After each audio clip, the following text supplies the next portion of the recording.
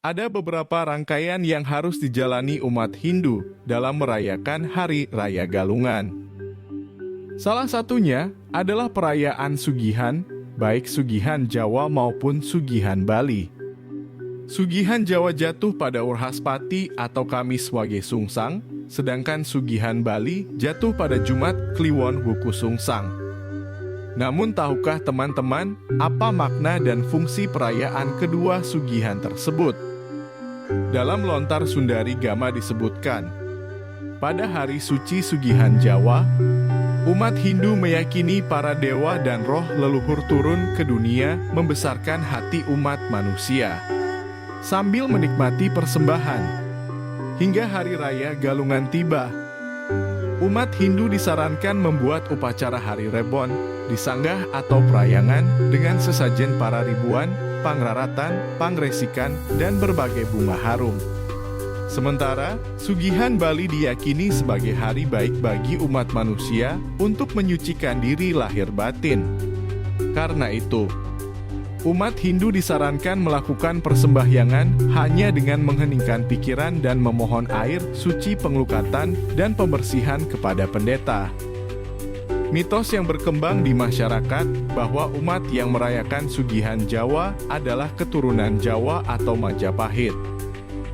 Sedangkan umat yang merayakan Sugihan Bali adalah keturunan Bali asli. Menyikapi pemahaman yang berkembang di masyarakat ini, Ida Pandita Empu Putra Yoga Paramadaksa mengungkapkan, secara umum, Sugihan Jawa dan Bali merupakan simbolisasi pembersihan alam semesta atau buana agung hingga buana alit. Sehingga, pelaksanaan Galungan berjalan sesuai harapan terwujudnya harmonisasi alam semesta beserta isinya. Jika dilihat dari arti katanya, Sugihan Jawa berasal dari urat kata sugi yang artinya membersihkan dan jauh atau jabe artinya di luar. Jadi Sugihan Jawa dapat diartikan sebagai suatu upacara yang berfungsi untuk membersihkan buana agung atau alam semesta, baik skale maupun niskale. Misalnya saja dengan membersihkan arca 6 maupun pelinggih di merajan masing-masing. Sedangkan Sugihan Bali disebutkan berasal dari kata wali yang artinya bagian dalam.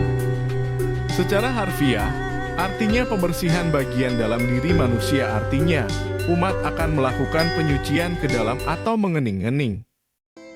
Jawa juga orang ada yang ida baca berapa literatur, Jawa itu adalah Jabo, ya. Jabo itu adalah di luar. Jadi dalam Sugihan Jawa itu kita membersihkan kita membersihkan Buana Agung. Jadi kita membersihkan badan kita membersihkan Buana Agung yang di luar. Nah itu, ya wujud yang di luar. Jadi kalau Buana Agung, nah itu disimbolkan seperti bentuk-bentuk arcanem pelinggih, ya pelinggih. Nah itu yang dilakukan pada saat Sugihan Jawa. Nah pada saat Sugihan Jawa itulah orang lebih banyak ngerbu, ya. Nah Sugihan Bali itu sama dengan Bali itu karena kita Bali, kita orang di Bali, orang Bali. Jadi yang tinggal di Bali kita menjadi orang dalam. Orang dalam. Nah, besoknya kita melakukan kegiatan yang disebut dengan penyucian ke dalam. Kalau Sugihan Jawanya penyucian di luar yang disebut dengan Buana Agung.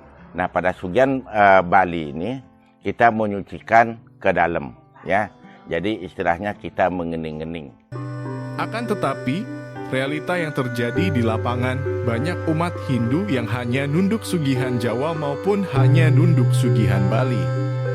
Fenomena ini, menurut ide Pandita Empu Putra Yoga Paramadaksa, tidak menjadi permasalahan karena menjadi patra di masing-masing wilayah. Jika memang hanya nunduk Sugihan Jawa maupun Sugihan Bali, umat bisa sekali membersihkan Buana Agung maupun menyucikan diri sekaligus, namun lebih baik jika memang bisa dilaksanakan kedua-duanya.